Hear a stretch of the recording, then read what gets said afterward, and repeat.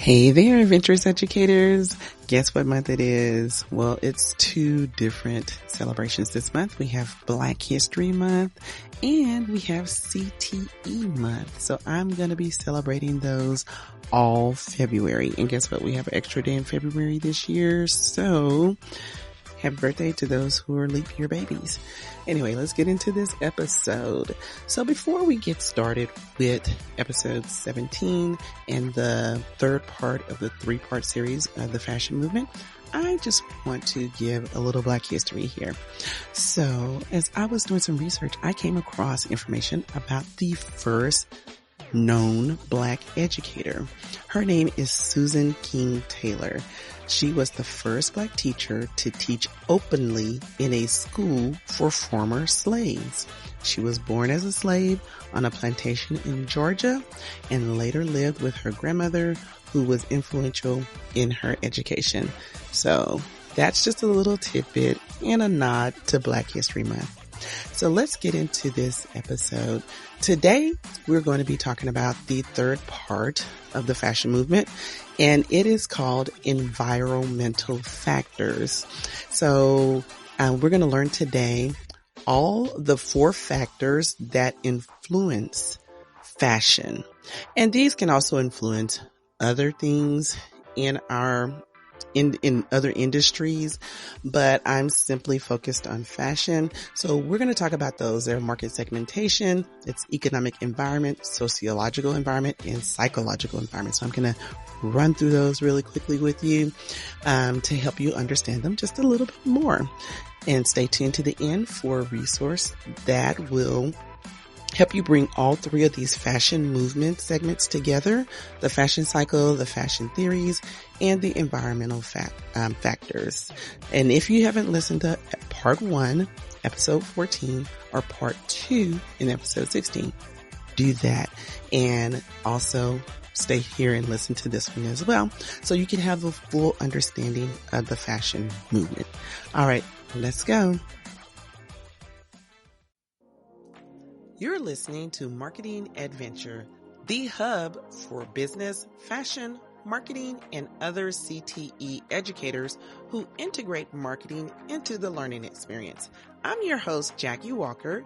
Each week, I'll cover marketing education concepts, strategies, tips, trends, frameworks, and other information to equip you to connect your classroom to digital natives while cultivating an engaged learning environment. So come on into the room where your favorite beverage, snacks, and even your cell phone are all welcome. So a cardinal rule in any business is to know your customers. This rule is especially important for fashion businesses. Accurate facts about your customers that are properly interpreted help designers, the manufacturers, retailers, and every level of the industry make major decisions about what to offer the customers. So when we're looking at those factors, they fall into 4 categories. And those categories are market segmentation, economic environment, sociological environment, and psychological environment. These are known as environmental factors. And these factors influence fashion and the behavior of the consumers. So let's talk about them.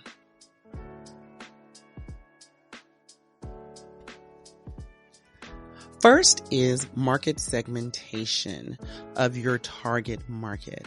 And this is the basis of running a business. Every business needs to know who their target market is. And in determining that target market, they look at 4 segments. The first is demographic, the second is psychographic, the third is geographic, and the fourth is behavioral. So what are those? What do they mean? Demographics is the one that you may be most familiar with, and demographics covers the data about the community, the group that you are looking at. So that is going to consist of things such as their age, their race, their gender, their sexuality, their income, their education level, and maybe a couple of other factors, but those are the main ones.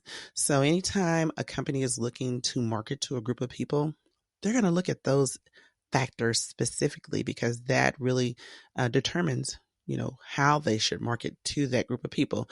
It's not a whole bunch of products out there that are mass produced as far as can be for anyone ages 0 to 99, except for things like paper or pencil or tissue. Those tend to be very um, go out to mass markets that don't really have a specific demographic. Now, until you get into like the quality, but we're not going to go down that line. So we're talking fashion here. So that's your demographics. Now, your psychographics deals with lifestyle. What does that person like to do? What music do they like to listen to? Are they a sports oriented person? Do they are they a dog person? What are those things? And you think psycho, that deals with mind and really lifestyle. So you look at how that person lives their life. And so those are things that will factor into the market segmentation. And then when you talk about geographics, you're looking at where the person lives. We're talking about geo. We're talking about environment. So where do they live? Is it urban? Is it suburban? Is it rural? What does that population look like? What is the weather like where they live? Is it always hot there? Is it always cold? Those are things that tend to drive behavior, geographics. All right. And then when we're looking at behavioral, we're looking at how that person behaves. That's a part of the word. It is what are their tendencies. As a consumer, do they like to spend cash or are they a credit person? They could have been influenced by their beliefs, their belief system. So maybe they're a bit conservative because of their belief system. Are they a person who likes to shop weekly? You're looking at frequency of how frequent they shop. Are they a name brand person or are they frugal? So those are the kind of things you look at when you're talking about behavioral. So your 4 segments within the market segmentation are demographic, psychographic, geographic, behavioral. So those help you build a profile of the target market that you would want to market to. And that's key because those factors, anything within those 4 segments are factors, are micro factors that really determine what influences their decisions. The second environmental factor is economic environment. So your economic environment deals with 2 specific areas: consumer income and population. And so those are really key when you're talking about an economic environment. Of course, consumer income is going to determine how much discretionary income one has to spend.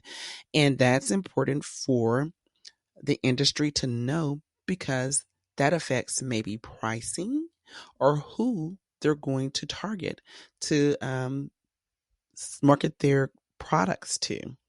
So when we're looking at consumer income, you got to look at the person's personal income because that is the main way that they're going to have money to spend. That's their salaries, their wages, any money that they make from interest or any ventures that they may have that bring in a little bit of extra income into their home. So those are the things that make up the personal income.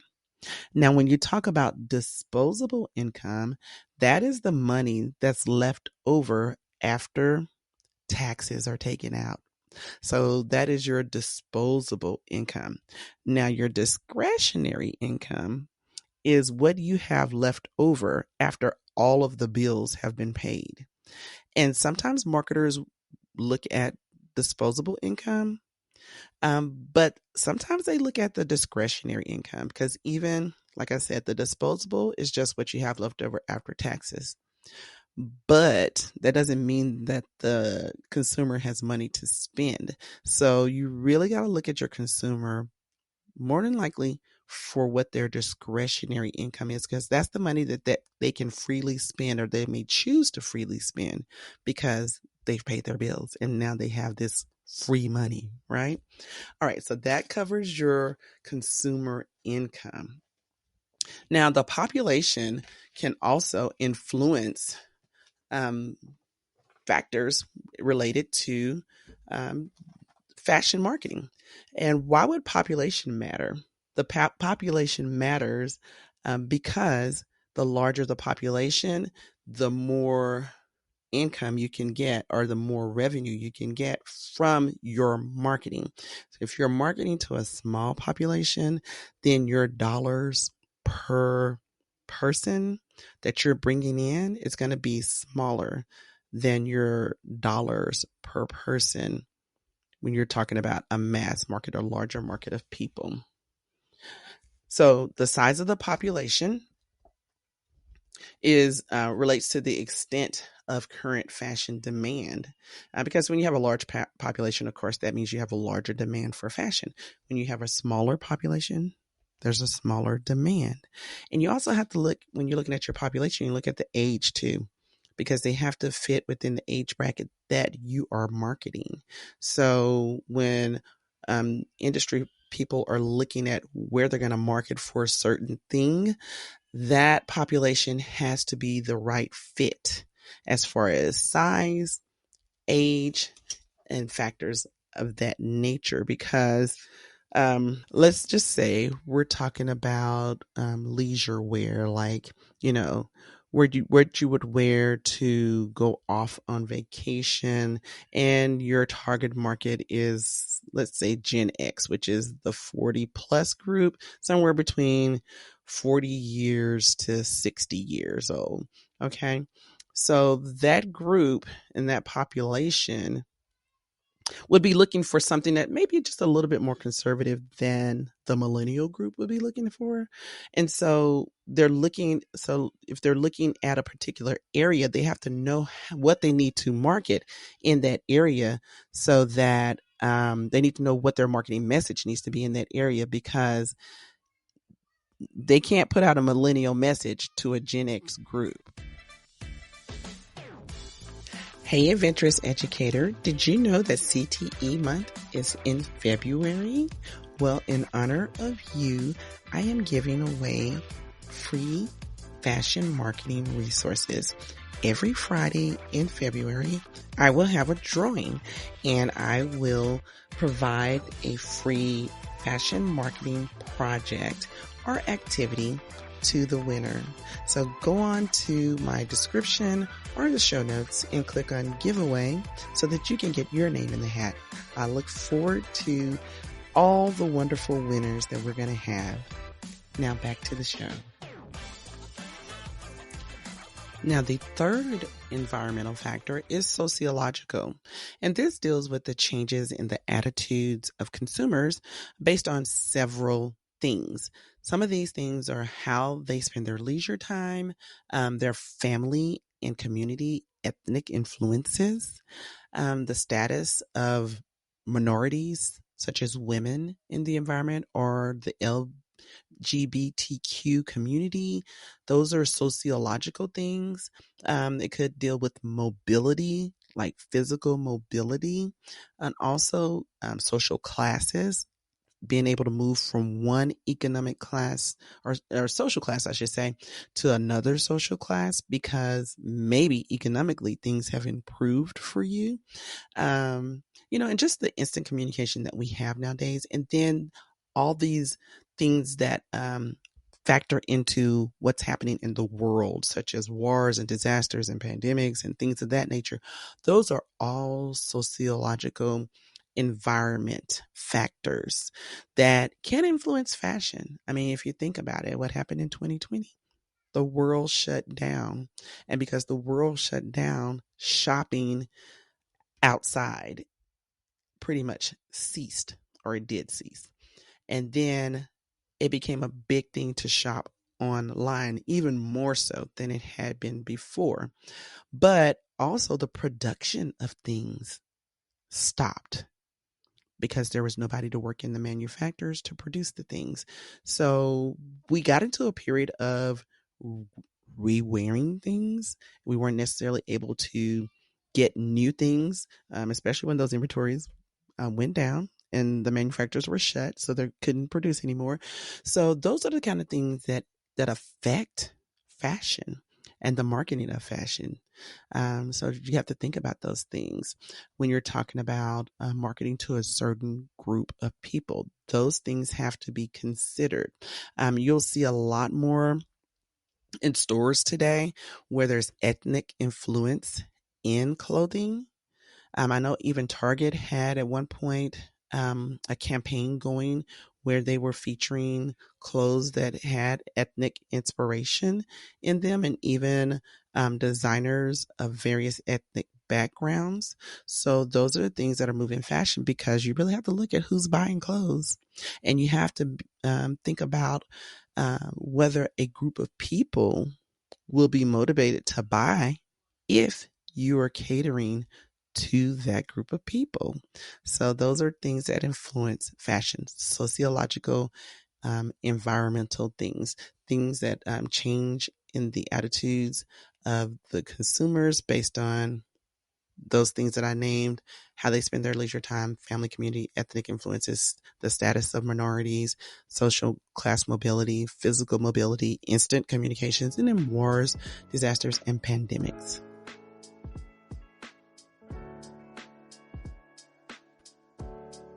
The fourth and final environmental factor is psychological.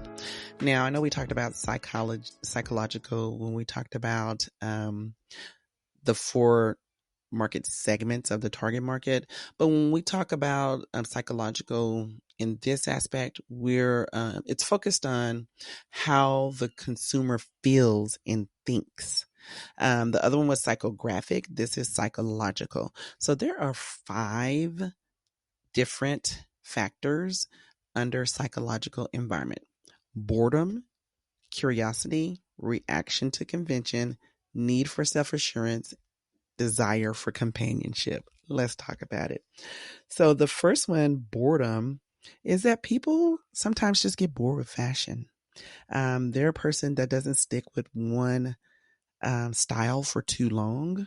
You see them, they always have this new and exciting, different look. That's because they're bored, they get restless, and they have a desire for change. So a marketer or a fashion company has to look at, if that is their target customer, then they have to always be innovative and ready to change and be ahead of styles or the trend, you know? So boredom is one. Curiosity. You have some people who are just curious about things. They think, they look at fashion, they're like, oh, if I put this together and that together, then it may create this particular look. So they're always looking to see how they can be innovative with fashion. Those people may excite designers, because if you have a really creative designer, then they're looking for that person who is a curious type person, is not afraid to try something new. All right, the third factor under psychological is reaction to convention. Now, this may be something new to you, but it deals with how people react to something. Either they're going to rebel against it, or they're going to adhere to it. You may see rebellion a lot in young people. They may feel like, I'm not going to conform to this conservative style. I'm going to be free and allow myself to express my freedom of dress or what have you by barely wearing anything. As educators, we see this when we work in a school that has a uniform policy, which was a school that I worked in. And the kids were constantly rebelling against the uniform policy. And I was a fashion marketing teacher. So my students were always like, Miss Walker, but we're fashion students. We're supposed to be fashionable. I said, well, challenge yourself to wear your uniform in a fashionable manner. Just because you have to wear a white, blue, or red polo shirt or khaki or black uniform pants or skirt doesn't mean that it has to be boring. So they were always challenging and rebelling against the uniform policy, wearing hoodies when they weren't supposed to, et cetera, et cetera. I'm sure many of you know what I'm talking about. All right. Or they would adhere to it. So they would just go along with the plan. They just wear their little outfits and, hey, I can express myself after school. And that's the same for a lot of areas of in the fashion industry. But that's what rebellion or reaction to convention really focuses on, is the either rebelling against something or adhering to something that society puts out. All right, and so the creators of the fashion or marketing in fashion, they have to think about it. And if you look at uniforms, we'll just stay on that.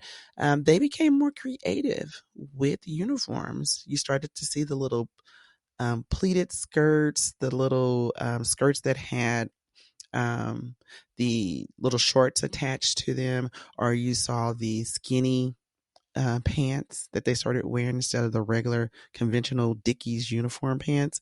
You started seeing style added to the regular uniform look. Polo tops, they got the little puffy sleeves right at the shoulder. They started putting a little frill trim around the collar, things that made the uniforms look a little bit more stylish and fashionable. All right, so let's move on to the fourth item under psychological environment, and that's the need for self assurance. Now, when we talk about a need for self assurance, we're looking at, the things that make people want to fit in. You're looking at things to help people overcome some type of inferiority or disappointment um, by not being a part of whatever's happening in the fashion trends. So a lot of people like to be fashionably dressed. So you're going to find marketers and fashion companies that are going to cater to the need to fit in and be a part of something. One of the things that we looked at in my class one time was I just looked at, we looked at tennis shoes. What, kids wear tennis shoes with their uniforms. So a great majority of the kids had on Vans. So Vans and Nike were the two main things. And we talked about why do you get Vans? Why do you get Nikes? And they talked about because it's trendy. They wanted to be like their friends. They wanted to be, a part of the crowd. And if they felt like if they didn't have those shoes, then they wouldn't feel like they fit in. So that's the need for self assurance when you're looking at marketing fashion. Marketers look at that. They know and they cater to this. Most marketing is catered to the need of people to feel a part of something. So that's very effective. Now, the last factor under psychological is the desire for companionship. Now, this is really interesting, and we may not even think about it, but the marketers do a really good job, especially when they're talking about jewelry and things of that nature. They're always catering to love and all of that. Well, the desire for companionship is fundamental in human beings.